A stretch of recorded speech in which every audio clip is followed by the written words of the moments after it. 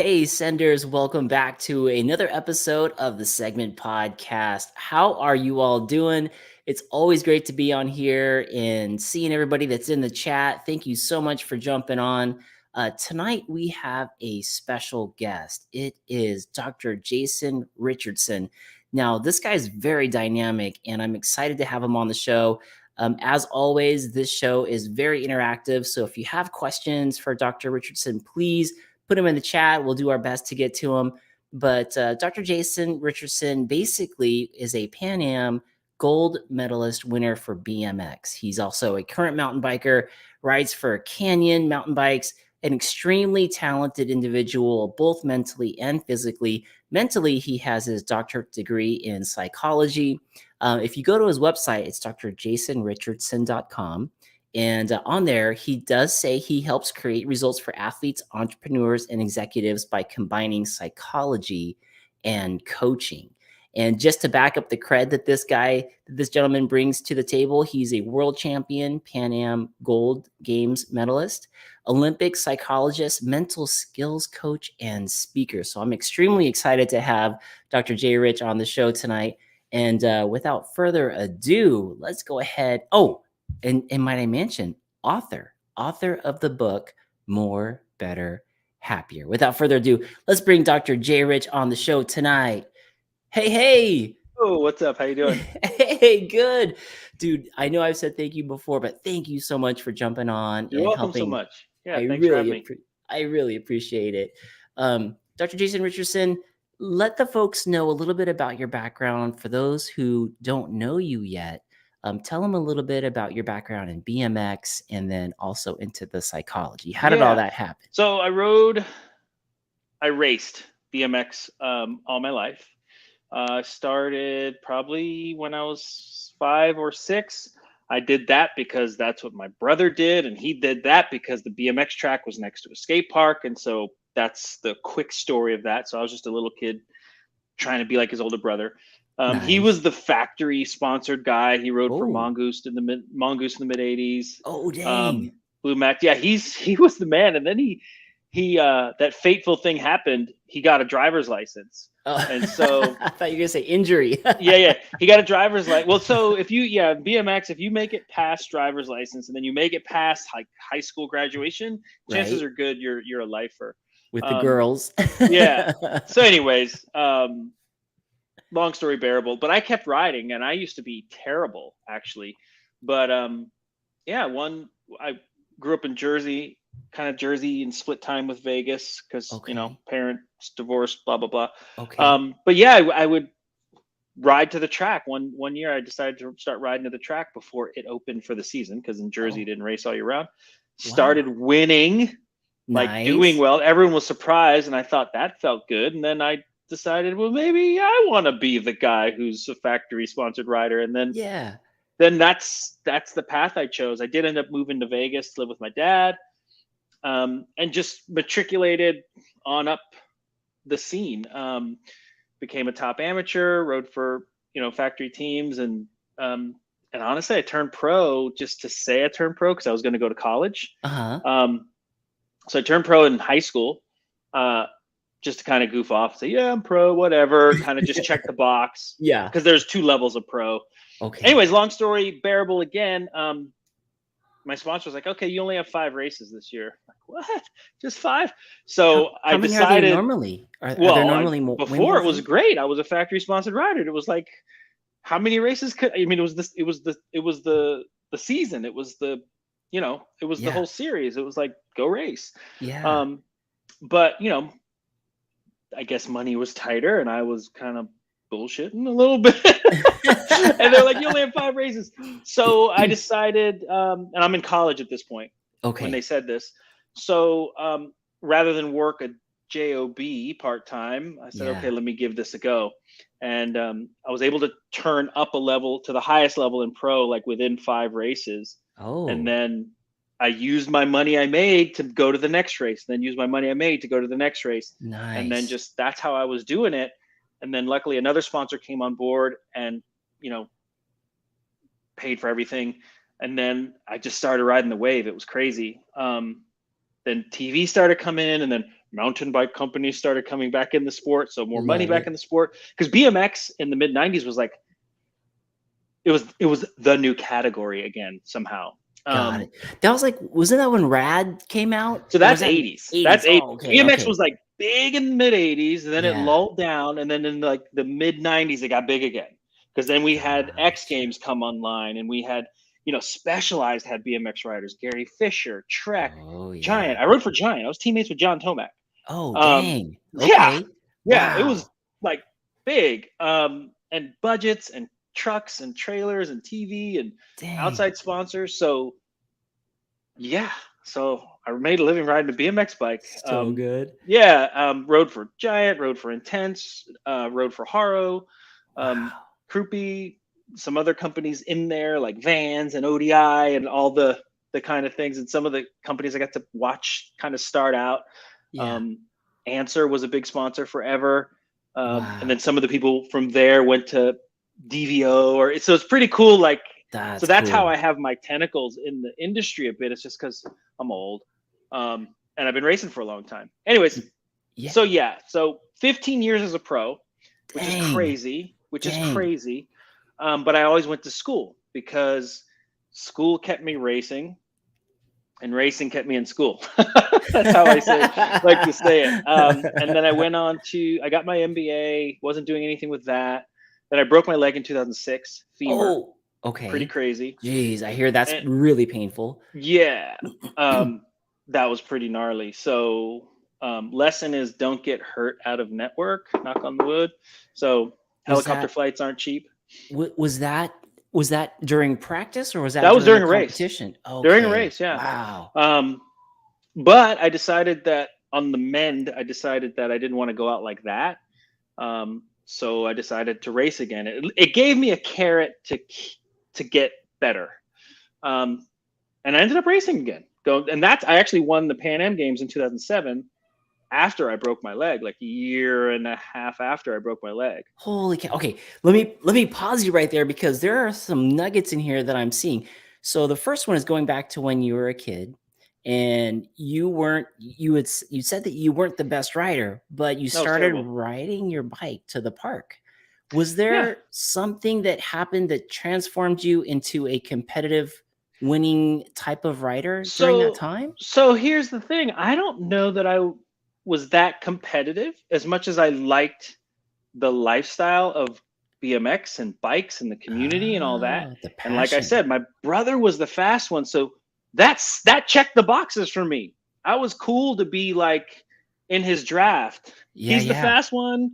I was still getting some bikes here and there because of him. But you're loving it. Like I didn't need to. Yeah, I didn't need to. Whatever. It was good. And then he was gone, and then I still raced. Didn't think any of thing of it. And I was literally just like I just decided to ride to the track because it was in a Okay. park, Egg Okay. Harbor Township. Shout out New Jersey. Yeah. Um, but lo and behold, I was kind of training and not realizing it because that became my Eh, thing, riding back and forth to the track. And then interesting. I raced and I won, and everyone's like, Where'd "You that just come won." from? I'm like, "I just won." Yeah, I won. So it's pretty funny. But then I was like, okay, well, let me race the state series and let me start going to nationals again. And then went to visit my dad in Vegas, went to a national, got a taste of the West Coast life again, like Okay. the real thing. And then I moved to live with my dad in the middle of 8th grade. And I'm like, let's make a go. And he said, well, if you want to race, I need to see you practice. So I would Got it. ride my rollers every night. Um, In front Benora of the trainers TV type of in front. thing, and Dude, it was full. That was my training. I'd ride my rollers, have my headphones on, my Walkman, and just crank it, and just woo, just leg speed, woo, 15 that's minutes. Woo. I could dang. ride with no hands. I could wheelie. I got good on rollers. Now, Um, this is and 8th so, this is 8th grade. Was this all done off of passion, or so, did you see a goal that you were so just really eighth trying grade to through high get? school. So remember, it's this lifestyle I was chasing, Okay. right? So now it's like, okay, well, I want to be a dude in the magazines. I want to be factory. I want to get plane tickets sent to my house to go race. Nice. Like that Yes. was, so I was tagging along with my brother because that's what was happening with him. And I got a taste. Oh, you got to see it. I got a Yeah. taste. And then I was not that, like, his jersey said factory racing. Mine said racing team. You know, like there was a difference. This is back in the 80s. Not everyone was like it was definitely exclusionary back then. I'll put it that way. So why is mine in crayon? What the heck? Yeah, pretty much. So the only way to join the club was to be part of the club. Got it. Which meant like, okay, you go to nationals, start making some mains, start winning them, and then it got very competitive. Like I started making mains, and the goal was just get on a factory team, and I came close, and then I caught a big break. I caught a lot of breaks, but I caught a big break when I rode for Auburn, which was a subsidiary of GT. And at that point, GT was like GT, Powerlight, Robinson, Auburn. There was this huge thing. So just they called it the firm. And I kind of hit a stride. I started winning my class in nationals. Nice. Wow. And so, yeah, it was all about trying to get a perfect score to go in the Grand Nationals, which meant 6 wins. Wow. And that was the deal, to try to be #1 amateur. I became #1 age group, but not #1 amateur. And if you want to watch me lose that's on YouTube as well. Grand Nationals. Yeah, I get beat at the line. And I was so funny when I watched that race. I'm riding scared the whole time, nervous. But yeah, so that was the goal. And like I said, and then when I turned pro, like I said, I was just kind of checking the box, thinking I had to kind of, call it a day because I was going to school. And then I got to college, and the part-time job thing wasn't working for me. Okay. And I was in San Diego at this time. And so now I'm going to the same track that Eric Roop and Mike King and Sean Texas and Kiyomi Waller. And, a few of those were mountain bike guys too, like King and Waller. And this is my practice group. Wow. Right? That elevates the game. Yeah. So, and the track is like 5 miles from my college dorm room.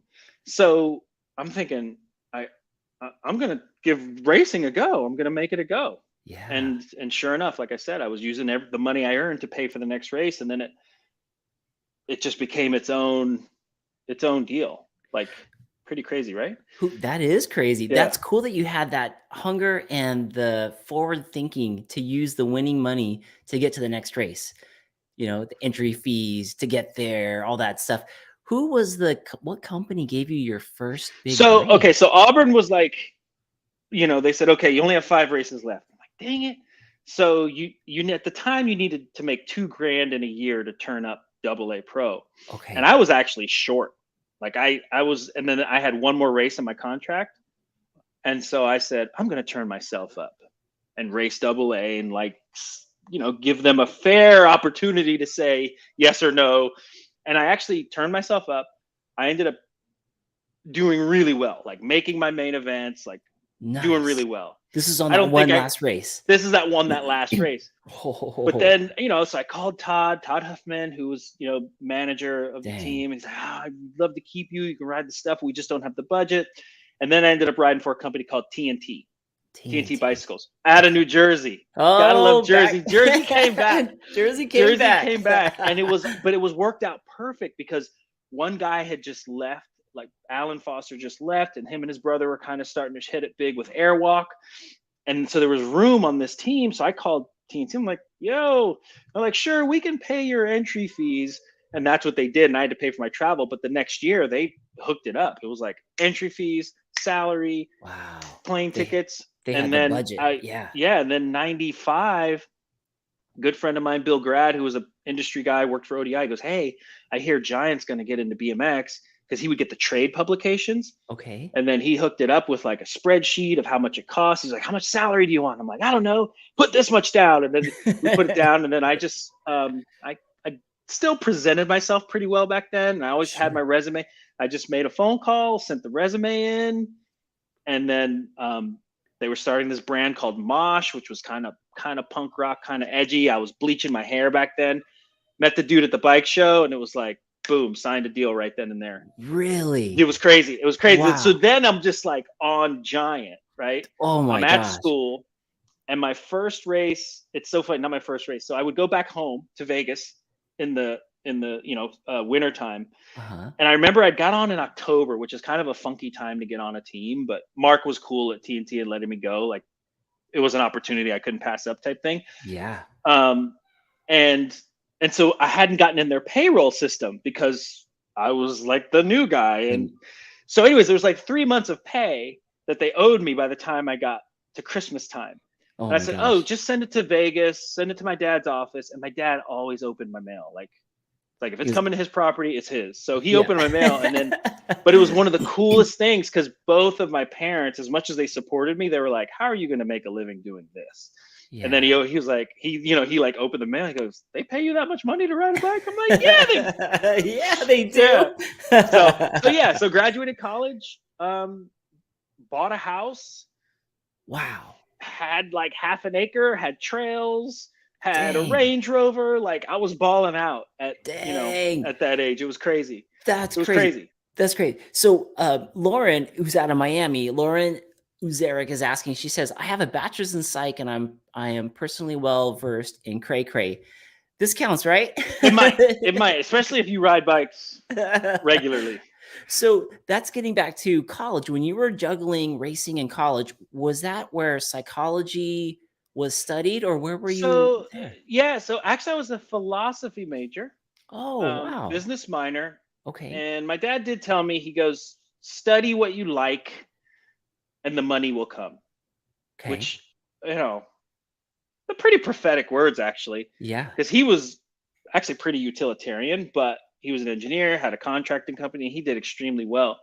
And I was thinking to go the business route, but business interested me, but business classes didn't. Yeah. But philosophy, like, I kept coming back to that. I was good with writing. I like to think. I like to kind of talk about issues and big questions and try to tackle those things. So philosophy was my jam. Plus, there wasn't that much math involved. But I got to be honest, as far as juggling school and racing, it was no juggling. It was racing. Like, wow. I was only in school to satisfy this, the kind of my future life requirement and my family requirement of go to school, like to satisfy the expectation of going to school. Yeah. So, I mean, I went, I was barely full time. Like, I went just enough to be full time, but it took me an extra year. So I graduated in 5 years rather than 4 because I was racing. And I realized that I didn't want to give up my summers. I wasn't going to give up my summers to race. And about the most juggling there was making sure I was back in time for classes and planning my classes in a way that, I wouldn't miss too much of either. And in my Giant contract, I remember having it put in there that, nothing was to interfere with school, which was pretty cool. Wow, that's really cool. Yeah, that was super cool. But that's the difference, right? Like, Giant's a legit company, right? Yeah, like, big corporate company. Like the people in there, they recognize like the process of education and all that other stuff, right? Even though bike industry is pretty casual, but it was cool. And that's I give a shout out to a guy by the name of Dennis Conaguy, who he's like he's like from Moto and bikes, but he was the man. Wow. And he set me up in there pretty well. That's cool. It definitely sounds like people were looking after you for yourself and your education and your race career. Yeah. So you graduate college, you're balling out, you got a half acre, got a house, life is doing well. You're on salary with a big corporate company. When did the PanAm's championship happen? First of all, there was an injury in there. Yeah, so that's 97. I was pro for 15 years. So I graduated in 97. Okay. Oddly enough, I'm thinking, okay, now I don't have school. I'm going to kill it. Dude, that was my worst year ever. Oh, why do you think that was? I think I had too much time to do anything I wanted. God. So focus maybe was like broken school, a bit. like, cause when you have a school schedule, you're kind of, and if you're somewhat responsible, right, you're going to at least go to class. Yeah. Or I was at least going to go to class and make sure my graded assignments were in. Right. So that meant by default, if I wanted to ride, I had to maximize that time outside of that to ride. Make sense? Yeah. And so Structure. Yeah. I'm out of school and it's just like, right. And balling out, by the way. Right. And I'm like, Paychecks coming in. this is great.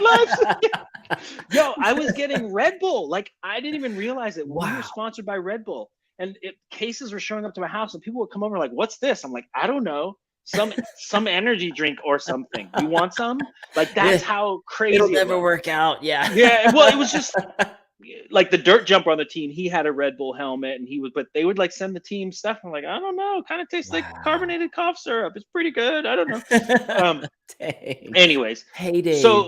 So I managed to keep my sponsor, but then but I decided to go back to school because all my friends outside of racing were like working in banks or working in investment firms or that, and they're like, oh, and then they started talking about this graduate school called University of Phoenix and their school would pay, and I'm like, oh, I could probably do that, and that sounds cool, I might as well.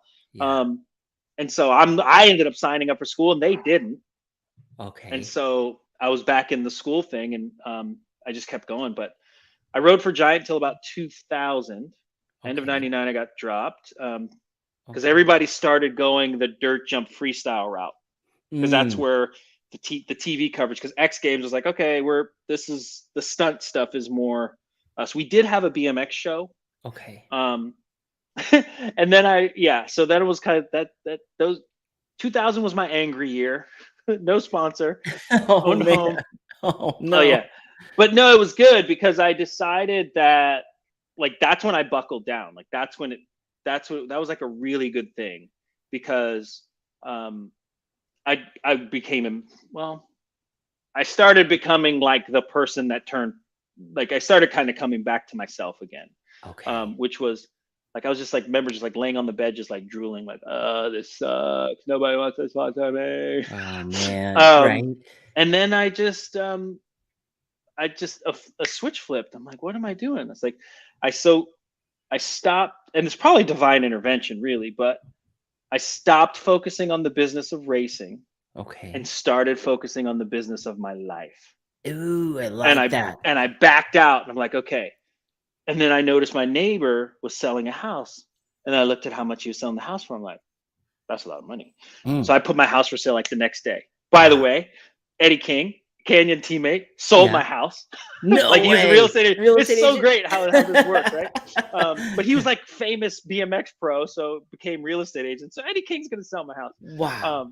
Sold my house, made over $100,000. But this time I didn't like buy another car. I bought a condo and then I bought another condo. Smart. And then I flipped that condo and then I used the money that I flipped to send myself racing. Now I didn't need a sponsor. Wow. Right. So now I'm like super empowered. I'm like, okay, I can do this without anybody, which is like very empowering. That must have been a huge turning point. Yeah. And then the results started to come around slowly. And then I was like, so I went to the bike show, ran into some people that I knew from France, and long story bearable again. The guy started a new company. He's like, oh, I'm a sponsor. I'm like, okay, sure. And so I started going to Europe and I'm like riding these tracks and I'm like racing different races. And then one of the guys, the older guys on the team, I didn't know, but he had like a background in physio and training and he went to school for that. He's like, hey, do you want to work together? And I'm like, yeah, sure, we can train. And then I get home and it's like, boom, here's your training schedule. I'm like, oh, that's like real training schedule. But I just started doing it. And then I swear, like I became so consistent, like in the back half of my career. So I'm like, basically 28 through 34, it was crazy how consistent I was. Like huge main events, like 4 world finals in a row. Like really just hammering it down. And then it came around. Rode for Krupi. I got off the French team, and then I rode for Krupi. Krupi Bikes, which is kind of a boutique brand, high-end components, and then at this point, I'm a dad, I'm married, walk into the stroller, and then I got a call from Haro. And I'm like, whoa. And I'm thinking, like, okay, maybe I'll race this year, maybe I'm done. And then I got a call from Haro, and it's like, boom, 2-year contract. Wow, I'm back. Yeah, then I ride for Haro. I win the first race of the year. And this is when they start to keep Olympic points, and I won that race. And Dang. then went to Oklahoma and then broke my leg. Gotcha. So you broke your leg on Haro. Yeah. Oh Yeah. man. But they were cool. So they basically were like, well, hey, they got someone to fill in for me, super like NASCAR style. They got someone to fill in for me, but they allowed me to do some team managing. So Oh I would just like wow. get these guys set up in hotels and flights, and sometimes I put them in a, little funny hotel just for fun. Yeah. But you But got to learn a different part of the yeah, industry. yeah. But That's cool. that was that, and then I you know I was able to come back and race. So broke my leg in February 2006, and I was racing in August of 2006. August And 2006. then that following summer, PanAm Games, got the call, and I'm like, and I was in, and it got a little inconsistent in truth. Like I was a main maker, but not that consistent, and you know, um, it was just difficult. And then, but I knew that was probably going to be my last shot at like putting my name in the record books on something. Yeah, yeah. And so, yeah, and I You was had to back in give it. school at that point, Wow. and I won. And the cool thing about the win was I was in school, like becoming sports psychology Dr. Jason, right? Wow.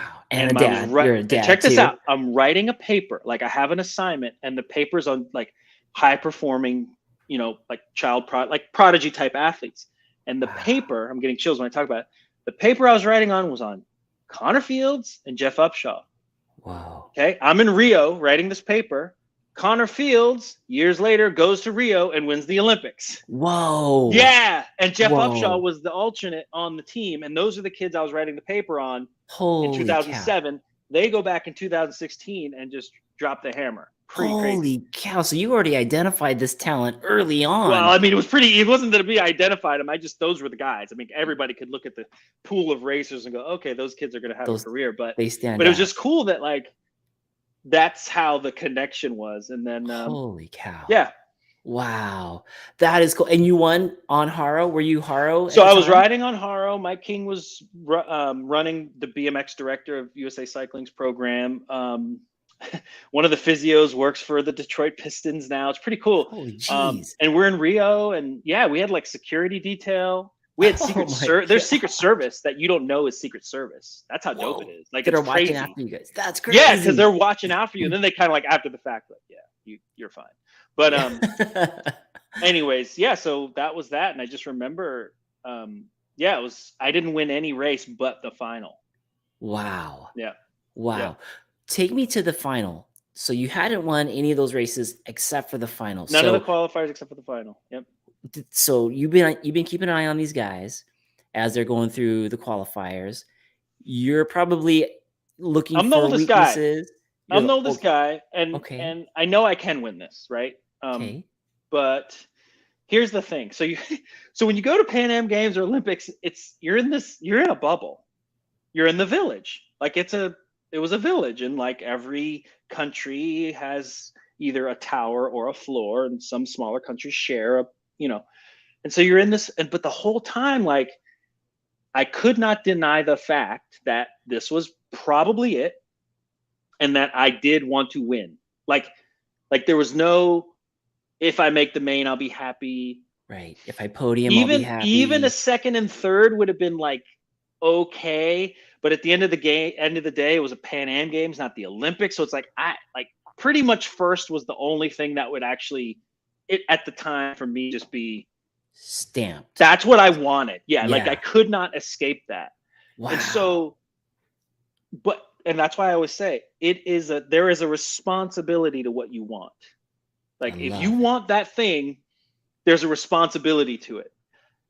And that responsibility is like all the crap you go through or the hoops you have to jump through to get it.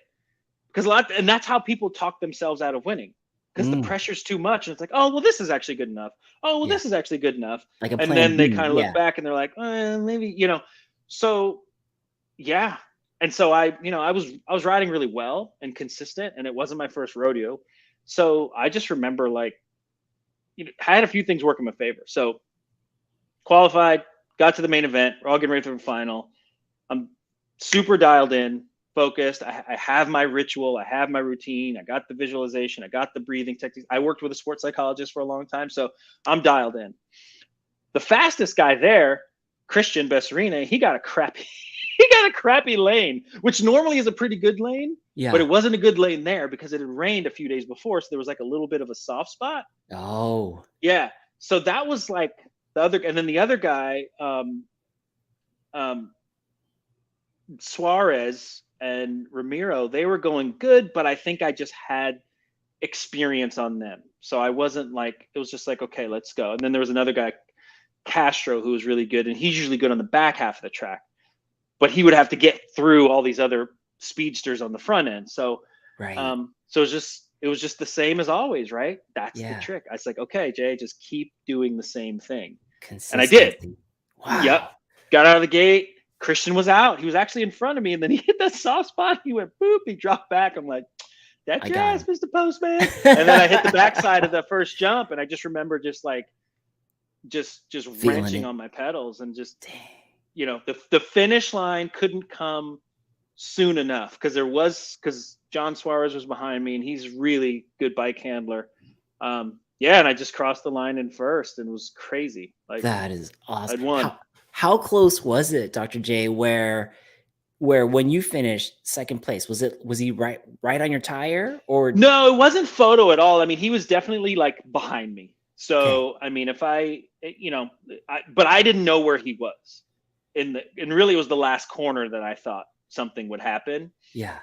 So I just kept pushing, and it's a weird feeling. And I felt that a few other times where it's the last race of the day. You're probably going to put down your fastest lap, but body wise, feeling wise, you can hear it when downhillers talk about, like even most recently when they race Mount St. Anne, like it doesn't look like it, but they're talking about how they can't move their hands and they feel really tight and constricted, although you can't see it. Yeah. That's how it felt. It's like, like I was just remember going down the last straight rhythm section, like pushing hard, but just like, when is this finish line gonna come? And then I crossed the finish line, and like everything went back up in the normal speed again. It was crazy. Dang. Yeah. I love that story, man. I love it. Do you remember, or who was second and third in that race? So Suarez was second. Oh, he did take Venezuela. Second. Who's like, he ended up becoming a world champ and a vet pro world champ, and on his Olympic team. And then I don't know who got third, to be honest with you. I don't know who got third. No, but yeah. Suarez, you were talking about that guy at the gate, and when you're telling that story on how fast some of these guys are. So yeah, I mean, those guys, a lot of those guys ended up on their Olympic teams the following year, went on to have, well, Ramiro Marino ended up to ride for Argentina at the Olympics. Christian Bessarina rode for Argentina at the Olympics. Suarez at the Olympics. I don't know about Castro, but yeah, and they had huge bonuses from their countries. Because remember, this is like, now we're in an Olympic kind of land. Yeah, like so different. I got a bonus, but it wasn't as big as their bonus. Come on, Haro. Yeah. Well, no, Haro was fine, but I did. There was a USA cycling bonus too. Gotcha. Dude, I love that story. And tell me what flipped. I mean, was there a switch that kind of turned on for you at the gate? Was it more of that you were more seasoned, that you felt like, I've got these guys? It was all. So when I won the Worlds in 1994, that was my first Worlds I ever raced. And other than me believing I could do it and that it was possible, that's it. I couldn't tell you how. Wow. But PanAm Games, I knew exactly how. Okay. And it was staying in that process. But more importantly, it was owning the fact that, like, that's what I was there for. Wow. Like, so I call it setting the temperature. Okay. So, you know, you have a temperature, you have an air conditioned unit in your house, and you set it at 73. It's going to kick in if it goes above 73 and you have the heat on. You know, so like you set this temperature, and depending on what the temperature is, sometimes that air conditioner has to work harder than others, right? To kind of maintain that thing. Right. And that's the thing in high stakes situations. Like, I think sometimes we set our finish lines or bars a little too low. 78, Sometimes. 79, that's good enough. Yeah. I'm still a little uncomfortable. And then sometimes it's, or sometimes we don't take the time to set the bar, and we're just kind of like, I just want to do my best. I just want to feel good. It's like, well, but what does that you mean? can feel good and get smoked. Right. And it's only after you get smoked that you realize, oh, I actually would have liked to make the final. Yeah. Oh, I actually would have liked to get top 3. I should have, could have. Like, so when I went into that thing, and I remember discussing it with my trainer, he's like, well, what do you want? I was like, I want to win. Yeah. Before he could even finish the sentence, I was like, I want to win. Right. And I kind of was like thinking, I kind of think I kind of have to win. And I don't say have too often, like this is it. Yeah. So it was just not escaping that, but it was holding that space. One thing I had going for me is I had the schoolwork to kind of like keep me somewhat healthy, distracted a bit. And I was gone for like a week and a half, because you go and then you pick up all your stuff, and then you go and then you travel. And interesting side fact, I was on the plane with the rowing team, and the Winklevoss twins were on that plane. Whoa. Yeah. Dang. About, right? Anyways, yeah, so there was no flip, there was no switch. The switch was flipped earlier, the day of the race. Okay. You say? Okay, because I remember getting there. You get on the bus, blah, blah, blah, and then I just remember having my headphones on, and then I got there, and then they had some rollers to warm up on. And dude, that's it. I just went there, and and I have a process, and I have a certain way that I sit on my bike, and I have a certain way that I ride. I have a certain way that I breathe. I have a certain way that I hold myself. And I just did that and just had my music on. I was just riding my rollers and just getting into that process. Wow. And then the job the whole day was to do the same damn thing every race. Dang. That was the job. I love it. Which is hard, by the way, because usually when it gets to the semis times or the final, you hear people say, all right, time to flip the switch, time to turn it up one more notch. It's like, no, doing anything different. Because here's the thing. If you set the intention, right, this is what I want, and you're human about it, like there's no avoiding the fact that you know who's on the gate or what's at stake or where you are in the race, your intensity will rise to the intention. Ooh, and what happens is people like go in with like all this intensity on like the first moto. I'm at the PanAm Games. They're gonna make it happen. It's like, dude, it's first moto, bro. Like, just go on red. just exit out of the corner clean. Just spot your exits. The mountain bike corner terms. Just do the same thing, because the situation, the intensity of the situation you'll rise up to that intensity. But if there's no intention, then you're all over the place. And then you're chasing your mistakes. So the switch was flipped when I got on those rollers. I'm like, okay, boom, we're in the pocket. And then it was just like, work the plan, staying steady the whole day. Wow.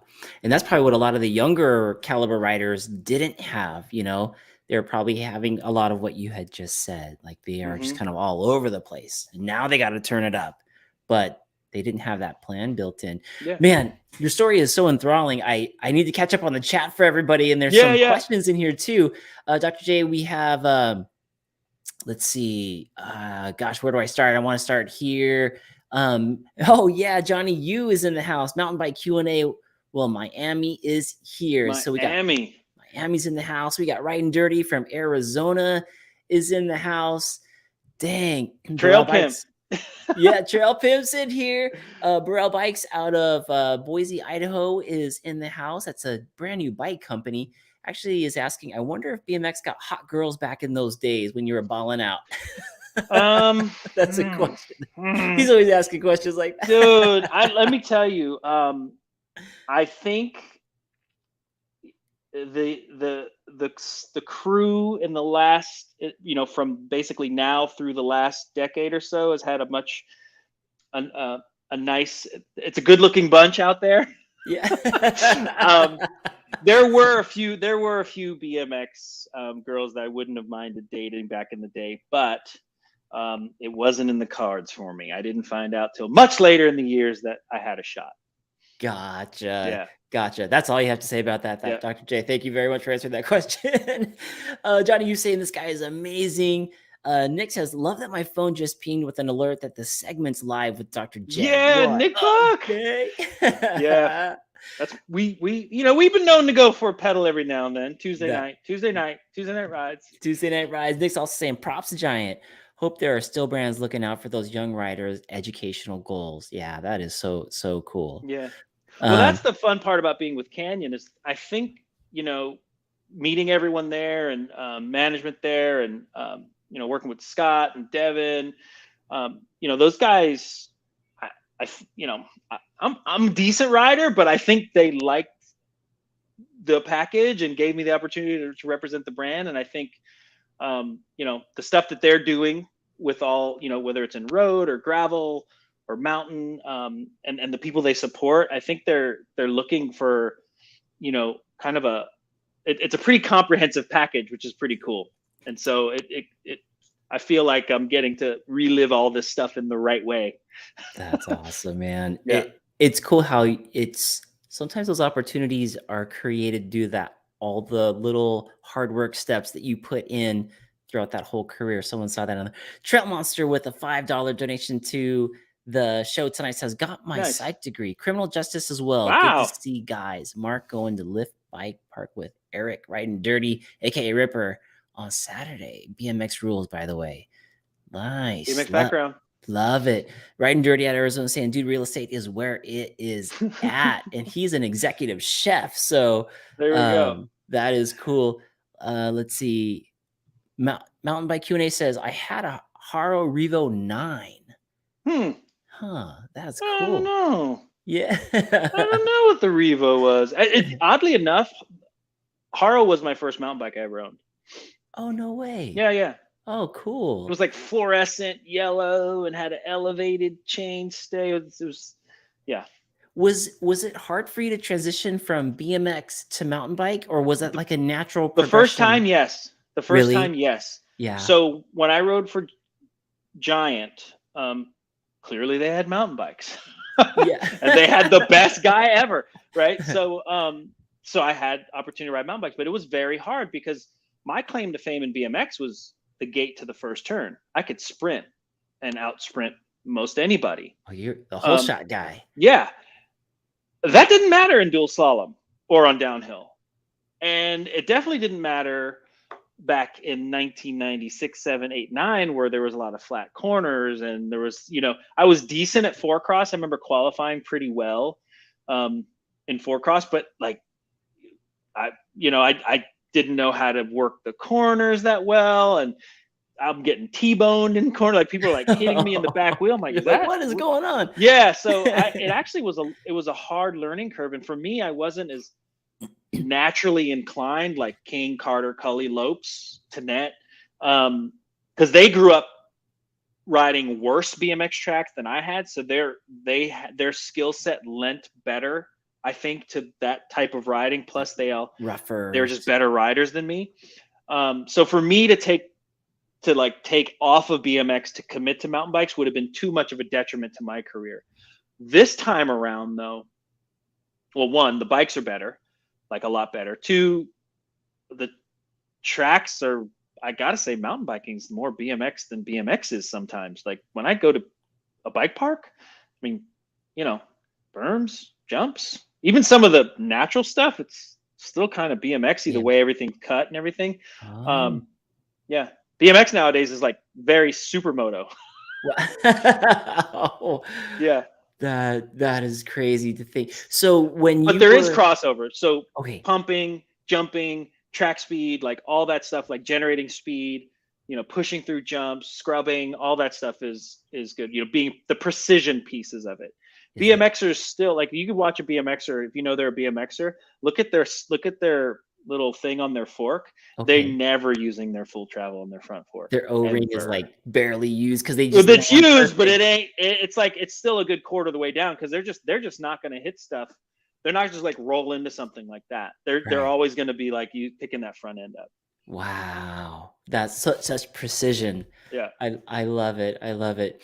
Trail Monster saying, I still have my 20-inch GT BMX freestyle bike from back in the 90s. Probably worth a lot now. Adam Mock, who's in the business of helping save people's dreams, Nice. says, so late to this, but looking forward to catching up. Welcome, welcome, Adam Yeah. Mock. Yeah. Gosh, there is so much in the chats. I love this guy's energy. Okay, so we're already at 44 minutes, and I want to get into so much good stuff. Get into whatever you want. I have the time. I have the time. It's up to you. It's your show. What I wanted to get into, so your BMX, you won the PanAm Games, you made a great comeback. You're obviously now into the mountain biking. I'm sure you still ride BMX. You had mentioned that you were going back to school and you were, it's not much of a juggle. You're racing, but you wanted to go back to school. Some of it was the structure. Some of it was just having that kind of not comfort, but just having something on the side that is going to pay off. Yeah, I mean, so when you get a degree in philosophy, it's not like there's many philosophy companies hiring. Okay. Right? Okay. Right. and I definitely wasn't valedictorian or salutatory, and so it wasn't like I was gonna get hired on some amazing research I did in the area of thought. Right. So the MBA was somewhat practical. But I wasn't using that because I kept racing. And so when I broke my leg, third race back, coming from Albuquerque, was sitting next to a couple, and they happened to be essentially therapists.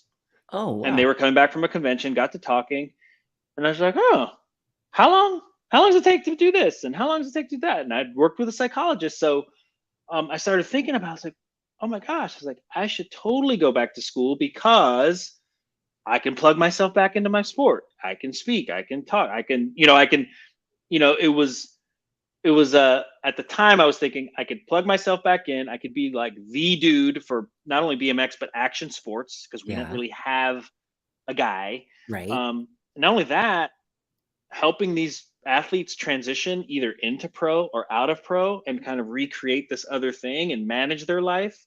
You've walked that path. Walk the path, as well as help them perform. So that's what I did. I mean, it was a no-brainer. So I got off the plane. That was like in October, and I was in school that January. And it was like, how fast can I get this? Can I get doctored and licensed? Wow. And dude, I approached becoming a psychologist. I remember I was just thinking, okay, like I want to be as good of a psychologist as I was a racer. I don't know how that's measured, but that's what I was thinking. Yeah, that makes sense. And I just hit it like I hit my training and everything else. It's like full throttle into school. And the cool thing was I was racing, so at the time I had like a year left of my contract with Haro. I'd gotten my master's before, so I'm like, okay, I know how to go to school and do this. And I was such a badass in school at this point because I'm on a plane like flying to Spain. Got all kinds of time to write the best paper ever. Right? Like, you know what I mean? Like I can write the paper, I can read, like I'm on it. Like one class every 6 weeks. I'm just smashing it. Dang. Yeah. I was just smashing. And then but I had all this experience too. Right. I had all this like life experience and working with my psychologist and being able to kind of reverse engineer my own success and failure and plug it into, oh, that was CBT. Oh, that was psychodynamic. Oh, that was, emotionally focused therapy. That was just like figuring out all these modalities. You could look how back they worked for me. Yeah. Wow. And then, so when I went into a job interview, I was kind of older than a lot of the people coming out of school, like for internships and stuff, but I was the obvious choice because I had the experience. And candidly, I was a male and black. Okay. Go figure. That helped. Wow. Man. So, yeah. So did you have a mentor that helps you with this, or is this like Dr. J. Richardson's thought? Like, with the school part, my family was like, you are not going back to school again for the third time. So they're trying to talk when can we be done with racing and when can you just work and be normal? Basically, that was the consensus. Okay. Right? Just so you know. So my family, and when you read my book, I address that. But yeah, so that was something. So I mean, so the sports psych that I worked with Dr. Jeff Warren, we developed a professional relationship because I'm starting to become, a licensed clinical psychologist myself, working with athletes. Right. So he served as a great mentor. Dr. Rob Irwin, who I met and interned with, he was on the golf side. He introduced me to neurofeedback, and Wow. and I was working with athletes, doing neurofeedback with them. And I just lucky that I had a lot of successful other people around me to kind of, you know, keep up with the Joneses, Yeah. candidly. Like my cousins were super successful and known at entrepreneuring. My friends, again, those bankers and finance guys, they were, it got to the point where they weren't just like a teller somewhere. They were actually having people answer their phones for them and screening their calls because, Wow. when you're mid 30s, you're probably manager level or above if you've been Right. working since you were 22, right? Yeah. Corporate So, level success. but I, Yep. but I, but I had this, I had this intel, right, coming from me, and I just had these people just kind of saying, you can do it, and then it was me just like approaching it like super, just BMX dude, like I High got this, performance. like Yeah. I'm gonna go, let's do this. Like it was no different. Like I just employed the same program. Like I'm just gonna get the training done. Let's go. Do you think that's a high performance mentality or personality type, or can anybody learn I think to you be can like that? develop the habits. Okay. A bit of it is personality type, but again, it's not that I'm competitive because it requires me to be competitive to live the life I want. Mm, Okay, mm. I really, it's funny. Like some of my best lap, like my best lap is not the PanAm Games. My best lap is like it was. I remember it. I was in second place at the NBL Grand Nationals behind John Person, the third main. That was my best lap, Wow. and I got second that day. I was, like, but I just remember being like, this is as good as it gets from a riding standpoint. Like I'm going really fast right now. I can do no wrong. I just happen to be in second. But but there are people, because I do people's strengths and I do their personality, so I can see where they are on the continuum. If competition is a thing for them, Okay. if they're motivated by relationships or kind of more material things, I can see where they lie on the personality spectrum, like how resilient they are, how focused they are, like if they're better at spinning more plates or if they need to get one thing done before they need to do the next thing. Hmm. So I got the benefit of learning all that stuff for myself.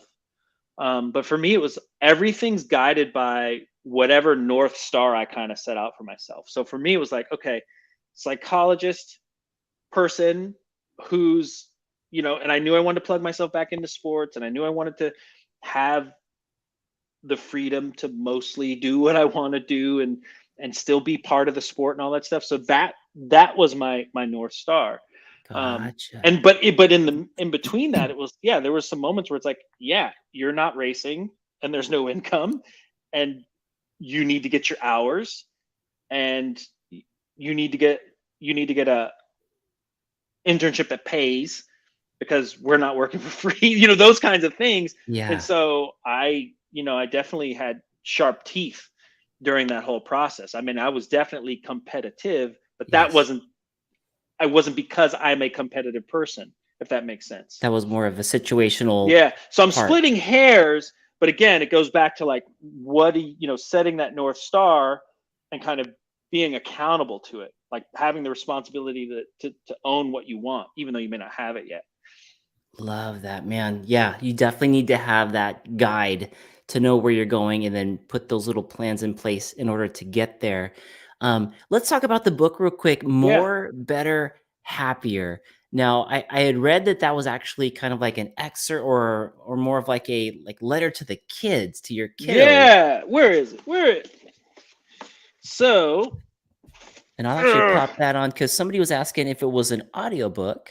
Yeah, somebody was asking, and Jason's probably read about half a chapter to record it. But yeah, There he is. There's the book right a there. psychologist's letter to his kids disguised as leadership.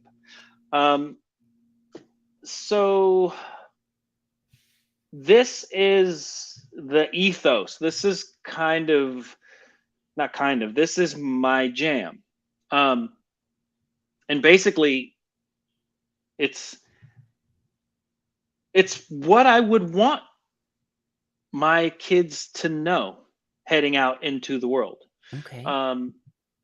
That said, it came off of all my experiences racing and professionally, and thousands of hours of talking to people, highly competitive and not, and thousands of conversations, and and it's so interesting because everybody who comes to me, or a chiropractor or a doctor or anybody in the service world, accountant, lawyer, sometimes they want one thing, and it's like, oh, well, I want more, right? I want the job, I want the corner office, I want the degree, I want the bigger check. Okay, great. Or they want something else, and that's better. I want to fit in my wedding dress again. I want the abs. I want to go faster. I want to learn how to shroup, right? I want to be there's like better, right? They're in the better category. Or, right, I get this, Southern California. They have the car. Yes. They have the job. They have the family. The bank yet account, the something's funds. missing. Yes. Right? Preach and they to want that. They want the happier, right? Yeah. They're coming for one thing, but check it out. Why do you want the house? Why do you want the car? Why do you want to shroup? Why do you want the abs? Why do you want your wife to like you? Yeah. Right? And that's because there's something deeper and bigger there that you really want. And we all go to work, and then we all go to play, and we put these different hats on, and we live in silos. But the truth is, none of us can avoid the fact that all of it's intertwined, and none of us are asking for the one thing we want. Now, that's hard to articulate, and it's different for everybody. Right. But my whole thing is like rearranging the field so that you're playing to the more, better, and happier. Like, okay, so why do you want the car? Like be honest with yourself and getting at the real reason why you want what you want. And by the way, not what you think you should want because other people have it, not what other people say you should want, like what you want. How does one decipher what they actually want? How do they quiet down the noise and all the influences and really look at themselves? I think a lot of people know. I think a lot of people know, but I get into it in this book, and I talk about some of the bigger issues that we, as a country at least, have, and some of the noise that we fight about. And I get people to look at their own behavior. And I think if you can look at your own behavior and your own decision making or lack thereof, it'll start to reveal what's important to you and what's driving you. And by the way, you may not like that. Right. I'm not saying it's going to be good, right? But my whole thing is, can you be brutally honest with yourself so that you can course correct, right? Because it is all related, and I want you to rearrange the playing field. I want you to be playing. I want you to shoot for it all, and because you'll quickly realize that you probably have already more than you think. Many of us, right? And don't get me wrong, like I've worked in the homeless shelters, I've worked at the crisis houses, I've seen destitute. So I mean, barring like the extreme ends of those things, but yeah, I've come across too many people who are, use a psychologist joke, shooting on themselves, right? I should have done that. I should have done this. I should do that. Like, well, okay, well, I'll back up. There's plenty of fat, happy people. And I'm not saying that to shame anyone. I'm just saying that you don't have to lose the last 20 pounds, man. Like, let it go. Yeah. But just recognize you might be dealing with some knee pain or some back pain because of that. But you don't have to like put yourself in the pain cave if that's not what you really want. Yeah. But recognize that there are trade-offs to that. Right? Now, if you can own what you want, then let's go for it. Yeah. Right. Let's go for it. Right. And it'd be even better if you had a reason, because the thing is, you want to probably be healthy and mobile as you're aging, not so that you just look good in your bathing suit. That's a plus. But probably so you can like lift your kids up and play with your grandkids and still ride around the block. Right. A good quality of life. Yes. There you go. Right. You probably, it's nice to have a nice car and it's nice to make a lot of money, but that's probably because it provides a lifestyle for you to provide for the family and the people that you care about with a little bit of less stress. You know what I'm saying? Yes. Yes. You probably want your wife to like you and be excited when you come home because you like having sex every now and then. Yes. And it feels good to be wanted and connected to somebody on an intimate level. Happy wife. There you go. So or husband, whatever. Yeah. But we've talked ourselves into thinking like, if I get this will fix it. No, it won't. For like 5 minutes. No. And then it's gone. And by the way, like I want you to get cool stuff. I love cool stuff. I love gear. I love bikes. But let's just have a real conversation about you aligning yourself with your own values and then working toward that. Yeah, I like that. It's definitely deeper than materialistic stuff. Yeah. Do you think that a good start is like an attitude of gratitude to be able to be grateful for what you have, but then go for more once you know? So I did a video, I don't know when I did it, but it was about the four things that like suck our energy. It's like complaining, comparing, complicating, and worrying. Okay? Those things, they're energy, but they suck in. They can suck energy, right? Now, the antidote to that is focusing, right? Simplifying, being grateful. Okay. See what I'm saying? And then getting to work on that. So if you can focus and be grateful for something you already have. And by the way, it might not be material. I get it. You might be broke. But are you tall? Are you short? Are you fast? Are you quick-witted? Do you have good hair? I don't care. Like, I want you. And it's so funny because some people are like, oh, well, that stuff's not a big deal. It's like, well, that's because it's not a big deal to you. Right? But the thing is, if you can learn to, and it's hard because I've had many races and many times where it's like, I should quit.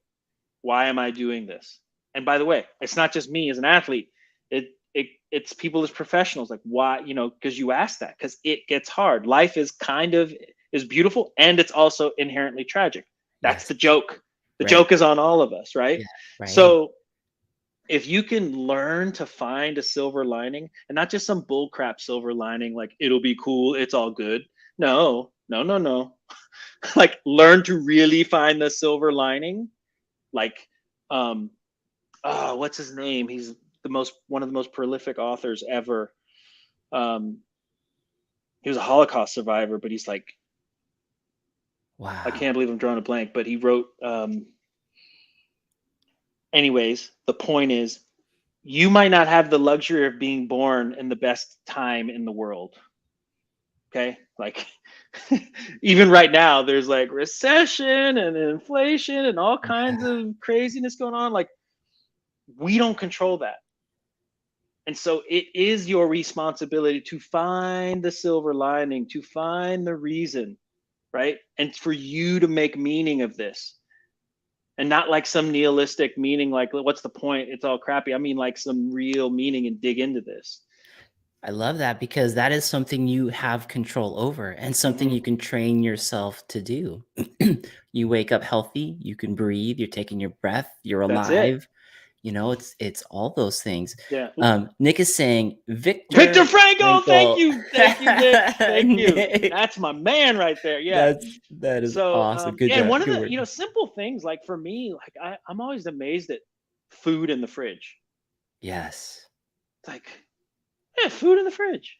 Yeah. Like, and it's cold.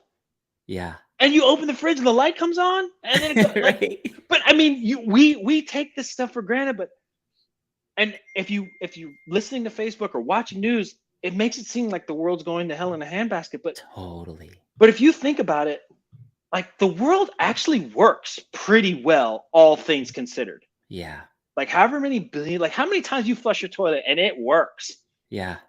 You have hot water, you have cold water, you have water, man. Like, yeah, it's like, it's just it's mind blowing to me. Like, you go to work and you come home, like you send your, we get on airplanes.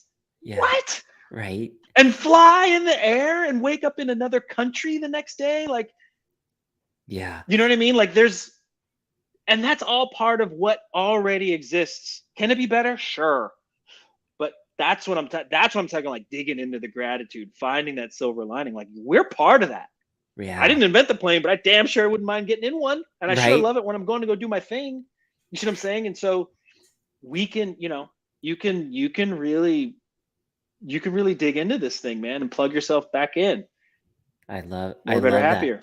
I love that. More, Better, Happier by Dr. J. Rich. It's out there now. If you guys want to purchase it, you can hop on Amazon and type in More, Better, Happier, Dr. Jason Richardson, and you can find it there for Kindle and paperback.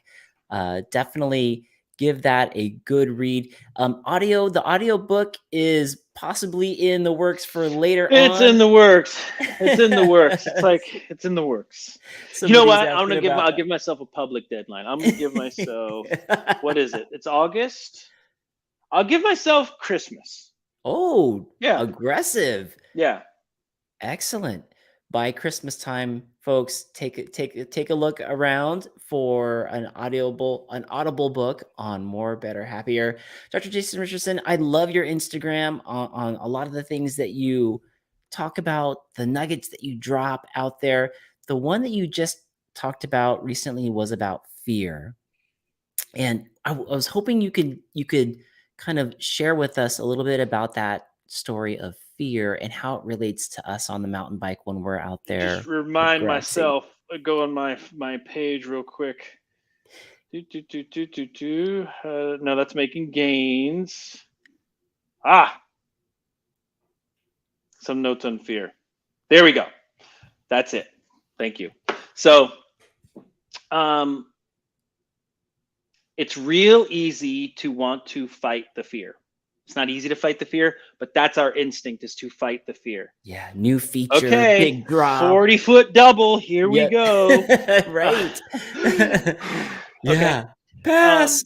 But here's the thing, like, well, I'll put it this way. Are you brave if you do something you're not scared to do? I would say no to that. Not necessarily, right? Yeah.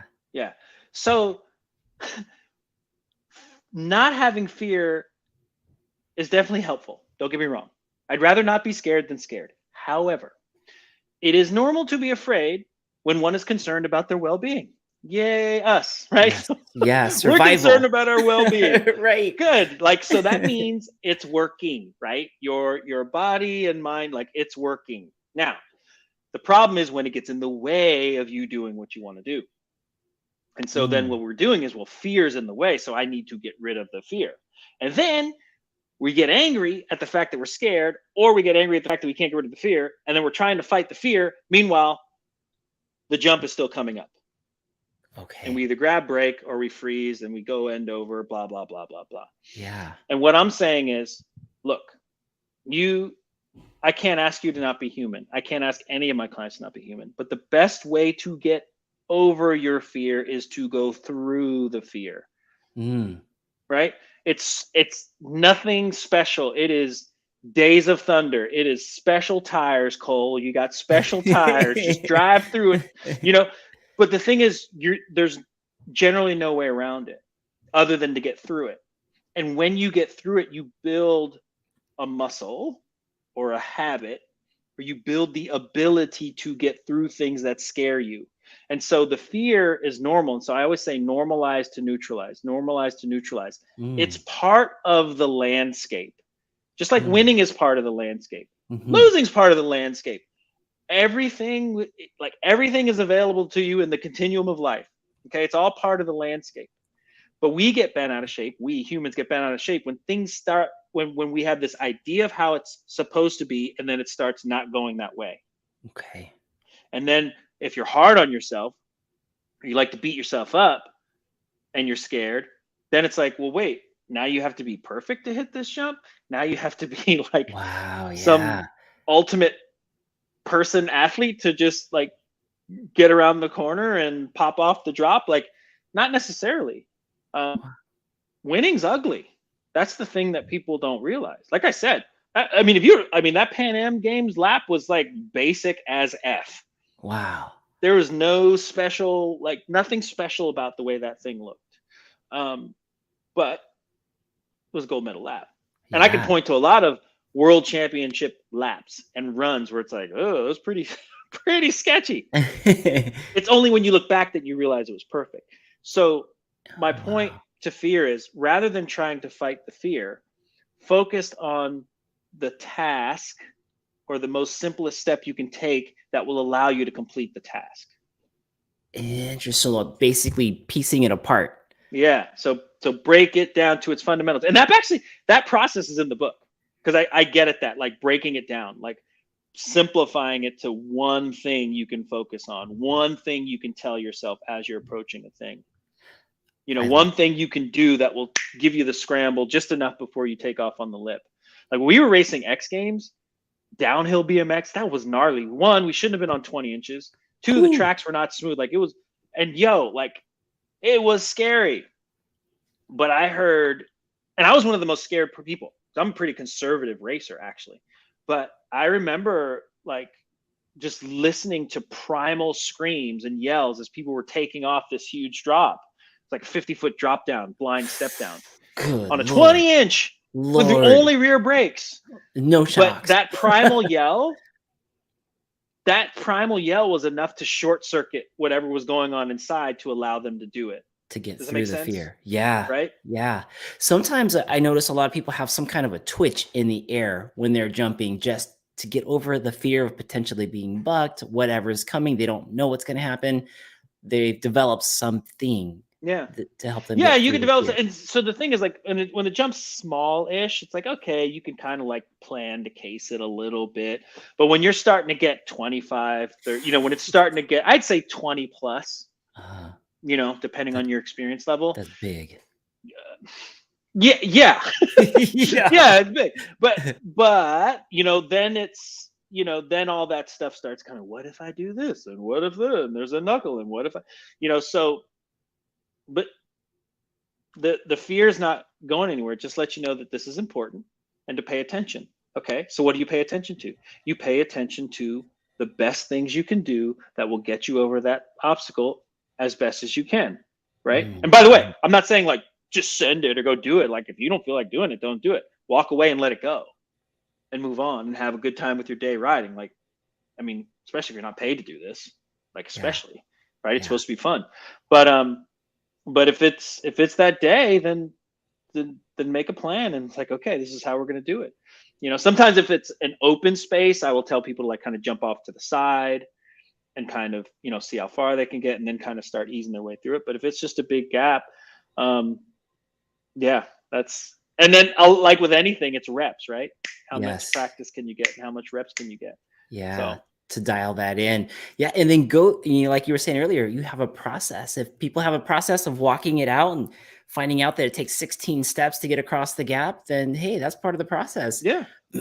And by the way, I love the fact that the mountain bike or BMX bike jump and going through fear can also spill over into life and things that you have going on, like you starting your business, authoring your own book, being a coach, being a speaker, all these wonderful things that you've done for yourself.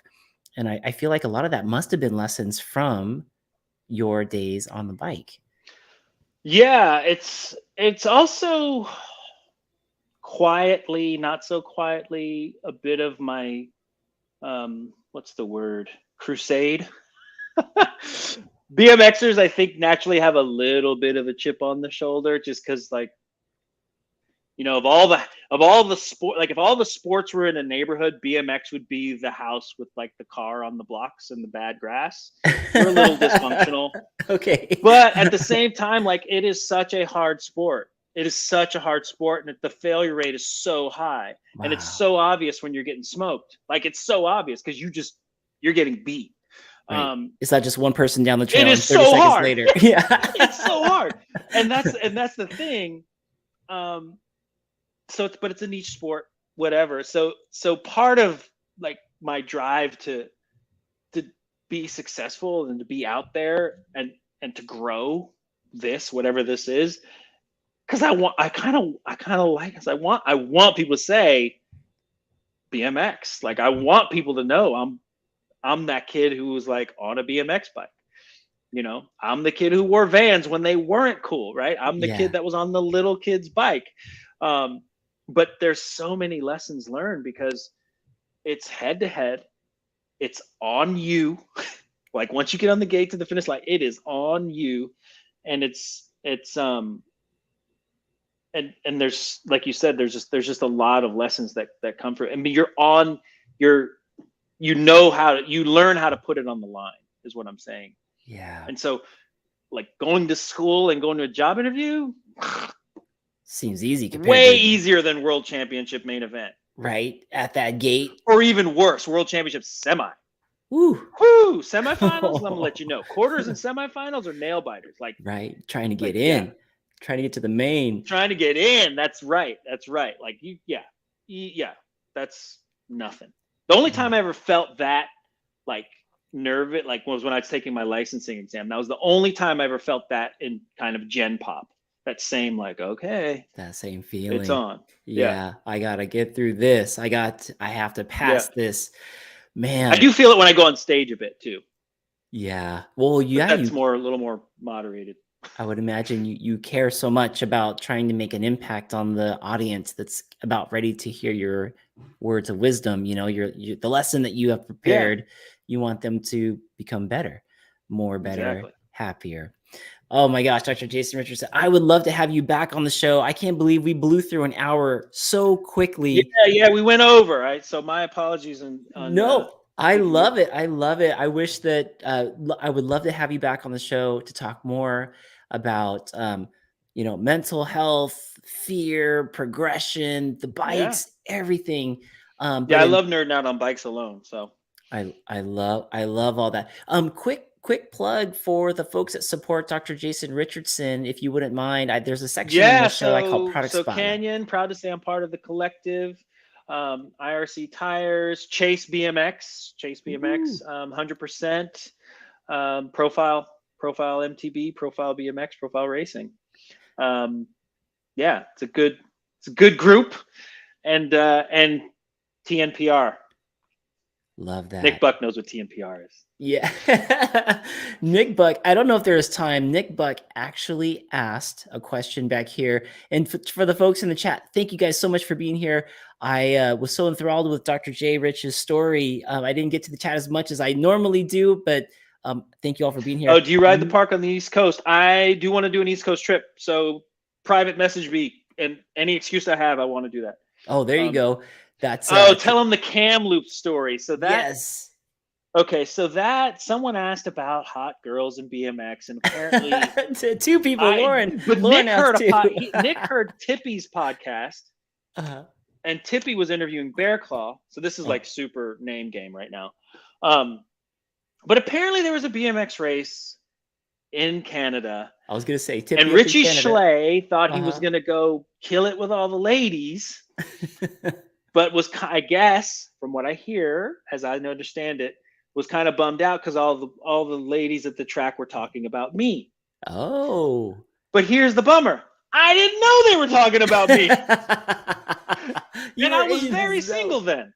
You're in the zone. Yeah, man. So, Oh, that's a good one, man. That's a good one. Dr. J. Rich, to take us out, is there something that you haven't shared that you would like to share with the audience for the folks that are live here now or that will listen to the podcast in the future? Yeah, so two things. One is, I don't know, words of wisdom, but just something to think about or employ is it's hard to pay now, it hurts to pay later. Hard to pay now, hurts to pay later. Either way you pay. Expand on that a little bit. I love that. So when you think about investing, and I left a lot of money on the table not investing consistently enough early in my career. I got on the stick, but still. Gym, right? It's like, it's hard to get off the couch after you've been sitting on the couch for a couple of years, right? But it hurts after a couple of years, but it's hard to do it now. Like it's hard to wake up early in the morning and go for the ride or go for the run, but it's going to hurt when you can't lift up your grandchildren. See what I'm saying? Yeah. So it's that investment. It almost sounds like regret too. Like, well, like none of us get out of this thing alive. Right. But I do want most people to go through it and go, all right, I had a good run. I went for it. Right. You know, Versus I having made a my regret play. later. Yeah. Right. Yeah. The other thing is, so Straight Acres Gravity Fest is coming up, Okay. and Kyle Straight. well, I'm announcing the slalom. Dr. But J. before Rich. that, if you go to, and this is the first place it's announced because it hasn't even been posted yet. Saturday, 10 a.m., meet at the Canyon spot. I don't want to say booth, but pit area, and meet me, and then we'll all go up to Blue Steel, and then I'm going to teach people how to scrub / push through jumps and maintain speed. Nice. So I'm hosting a learn how to scrub ride, but it's more of a learn how to be efficient on jumps and generate speed. I love that. Say the date on that again. So the date is or the event. So yeah, Straight Acres Gravity Fest on the 20th, August 20th, 10 a.m. Go to the Canyon setup. Look for me, Jason, and we will go up to Blue Steel and we'll have some fun learning how to push through jumps and scrub jumps, BMX style. That is awesome. And is that with the price of admission? You can come up and just join your crew? Well, I'm not going to speak for Big Bear or lift tickets or Straight Acres. So but I know I'm not charging to ride. I know I'm not charging anyone to ride up the lift with me as we ride Blue Steel and learn how to be more efficient. That is awesome. That is awesome. Man, that is next Saturday, folks, August 20th at Snow Summit, the Straight Acres event.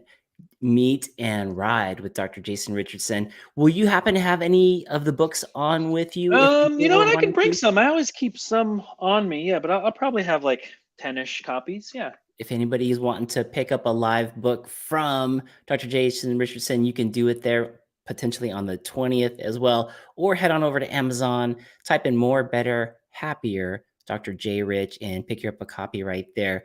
Dr. Jason Richardson, thank you so much for being on the show. I love it. We even had, look at this, Miami is still on. This guy was incredible. Appreciate it. 3 hours ahead. I love it. They have some great pump tracks there in the Florida area. Yeah, we got to get to Johnny U. We got to get you on some of those. Dr. J. Rich, thank you so much for joining the podcast. I really, really appreciate it. I'll let you take us out for the close. Really? Yeah. What do I do? Well, I don't know. Hey, thanks for having me. Love being part of the bike and cycling community at large. And yeah, also, if anybody would like to bring me in to speak, I mean, that is my jam. I'd love to come to your company or your sales event or conference and light it up. Yes. BMX style, BMX background. I love it. And for the folks who want to reach out to you for anything like that in the future, where are your social media handles? Yeah, so at Real Dr. J Rich, that's my Instagram, that's my Twitter. I'm barely on Twitter. You can DM me, I will get back to you, or through my website, that's drjasonrichardson.com. drjasonrichardson.com. drjasonrichardson.com, and the Real J Rich on IG. Thanks again, Doctor. I really appreciate it. Always, man, I just love every time we interact, whether it's on Instagram with the DMs and then this live. I really appreciate your wisdom, and I loved your story. So good. So good. Appreciate it. Thank you. Thank you, everybody. Have a good night. Peace. Yo.